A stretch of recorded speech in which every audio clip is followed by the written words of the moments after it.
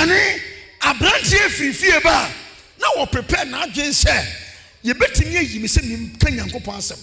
enti okoda na adwo a obompa ye na osue quotation kakra ete say asesa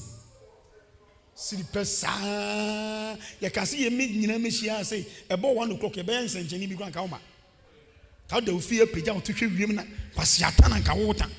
so wetimi silipa bebre kura ma sori kura the last time timi na kamade safo ne Nyankopon bebusa papa men se mo ne fa chema mo se homedai wato homeda no eye go wetimi kwasia pani aboa kwasia bo ne posai kwasia wa no ya na so tima yen aselete wa se de bobo ne bonsam kura wa feli wa me bobo ono ma se sa wo bokura wa hwiase ono ma se sa wo bokura o hwiase ahwiase ontimi nche pass ni yie no kwasem kepa wo bo a udapo mumpo utie wosi atizigi wanya ade ba wo every blessed day bonsam she ugo yeko do ade bonsam ka ode ahoya she ugo konkonsan she ugo enibira she ugo